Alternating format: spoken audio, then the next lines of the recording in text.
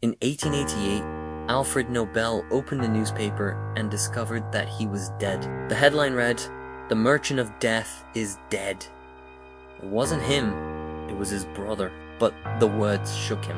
They described a man who had become rich by inventing ways to kill more people faster than ever before. For the first time, Alfred saw how the world would remember him. Hated Italiano. Alfred Nobel was born in 1833 in Stockholm, Sweden, into a family obsessed with engineering and invention. His father, Emmanuel Nobel, was brilliant and ambitious, but repeatedly failed in business. Emmanuel built landmines and explosive devices, trying to sell them in Sweden, but went bankrupt multiple times. Eventually, he fled to Russia, where he finally found success building weapons for the Russian military. Young Alfred grew up surrounded by explosives, military contracts, and the idea that destruction was profitable. Despite this, he was quiet, introspective, and deeply curious. He loved poetry, languages, and chemistry, often spending hours experimenting with acids and compounds while other children played. By his 20s, Alfred was working with nitroglycerin, one of the most powerful explosives ever discovered, but also one of the most unstable. Factories using nitroglycerin frequently exploded. Workers were killed instantly. In 1864, tragedy struck his own family. An explosion tore through his laboratory in Stockholm, killing 5 people. One of them was his younger brother, Emil Nobel. Alfred was devastated, but instead of walking away, he became obsessed with controlling explosives. He believed that if explosives were going to exist, they had to be safe, stable, and reliable. After years of experimentation and repeated failure, he discovered that absorbing nitroglycerin into a porous substance made it stable.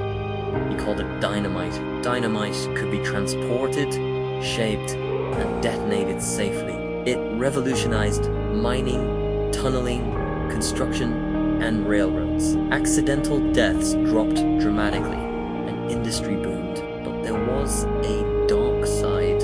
Armies quickly recognized the potential of dynamite for warfare. What Alfred had created to reduce accidental deaths made intentional killing faster, easier, and more efficient.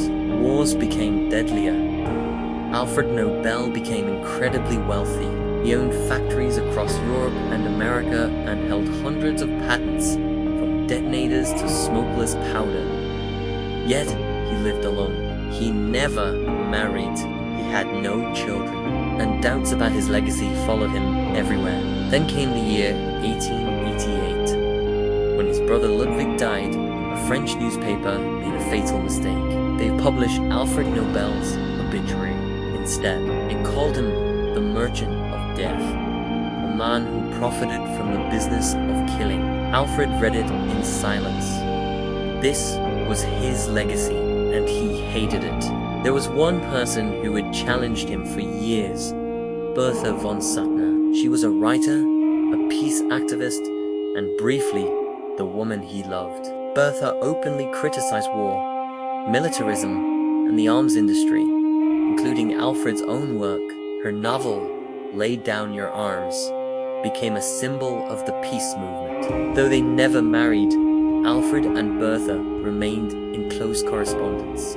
Her ideas influenced him deeply.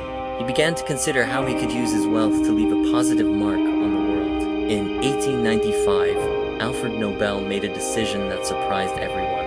He rewrote his will. Nearly all of his fortune would fund prizes for those who contributed to humanity, science, medicine, literature, and one category that shocked the world: peace.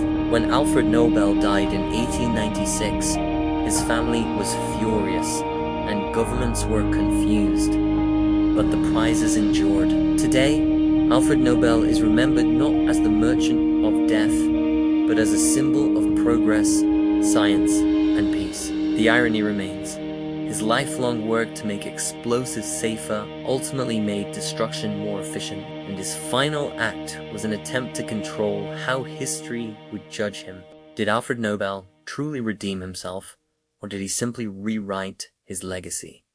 Either way, it worked. Because when you hear the name Nobel today, you don't think of dynamite, you think of peace.